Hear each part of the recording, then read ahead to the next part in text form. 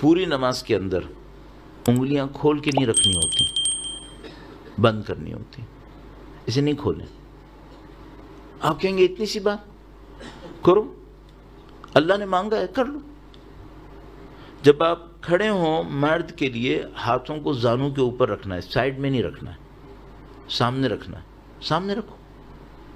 سب کی لاجک ہے، اور معصوم کی بیان کی بھی لاجکس ہیں، ہماری سوچی بھی نہیں ہے، بیان کی بھی لاجکس ہیں۔ ہاتھ سامنے ہونے چاہیے، سائڈ میں نہیں ہونے چاہیے۔ مثال کے طور پر جب رکوع کریں تو انہوں نے کہا ہے کہ ہاتھوں کو صرف رکوع میں ایک جگہ ہے جہاں پہ انگلیاں کھلتی ہیں، باقی سب جگہ پہ انگلیاں بند رہتی ہیں۔ رکوع میں صرف ایک جگہ پہ انگلی کھلتی ہے، انگلیاں کھولیں، تھوڑا سا جو اپنے نیز ہیں اس کو پش کریں پیچھے کی طرف، کمر اسٹریٹ ہونی چاہیے، گردن بھی سیدھی ہو، جھکی بھی نہیں ہو، اسٹریٹ رکھیں۔ کانسیپٹ کیا ہے؟ کانسیپٹ یہ ہے کہ خدا میں تیرے راستے میں گردن کٹوانے کو تیار ہوں، لاجک ہے۔ یہ اپیرنس خدا نے مانگی ہے، ایسے کرو۔ سجدے اب مثلا کھڑے ہونے میں بہت بڑی، میں بعض اوقات سوچتا ہوں کہ اگر ہم چھوٹی چھوٹی چیزوں کو امپروو کر لیں، خدا نے اس اپیرنس کو مانگا ہے نا، تو کوئی لاجک ہے اس کے پیچھے۔ مثلا جب آپ کھڑے ہوں تو آپ کے پاؤں، دونوں پاؤں قبلے کی طرف ہونے چاہیے، ٹیڑھے نہیں ہونے چاہیے۔ کوئی کہے کہ حرام ہے، حرام نہیں ہے، مستحب ہے، اس سے نماز امپروو ہوگی۔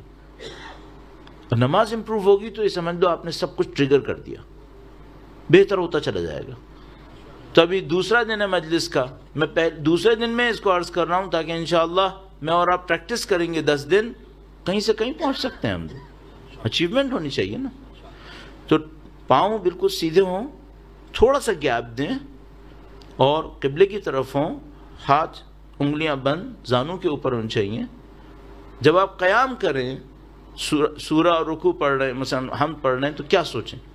آپ یہ سوچیں میں ایسے کھڑا ہوں جیسے قیامت کے دن خدا کے سامنے کھڑا ہونا ہے۔ قیام کا مطلب یہی ہے، قیام کھڑا ہونا، قیامہ بھی اسی سے ہی ہے۔ پھر آپ رکوع کریں، کیا سوچیں؟ کانسیپٹ یہ ہے کہ رکوع کرتے وقت سوچو کہ میں اللہ کی راہ میں گردن کٹوانے کو تیار ہوں۔ سجدہ کریں، سجدہ کرنے جائیں، ہاتھوں کو یوں سیدھا رکھیں قبلے کی طرف، انگلیاں بند، ہاتھ قبلے کی طرف۔ اور کانسیپٹ کیا ہے؟ کانسیپٹ یہ ہے کہ خدا میں تیرے سامنے ذلیل اور حقیر ہوں، میں ایکسیپٹ کر رہا ہوں، میں تیرے سامنے سرنڈر ہوں، ایکسیپٹ کر رہا ہوں۔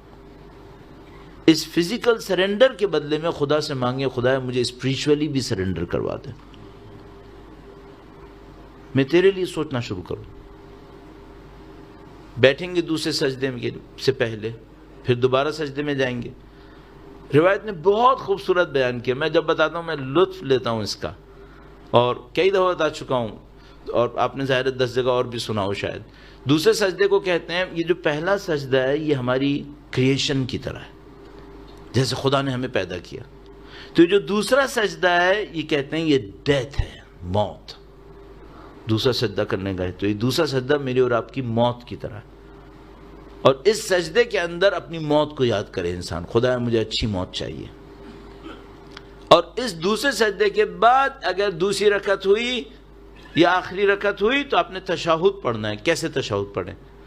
یہ سوچ کے پڑھیں کہ خدایا اس گواہی کو قیامت کے دن مجھ سے قبول کر لے۔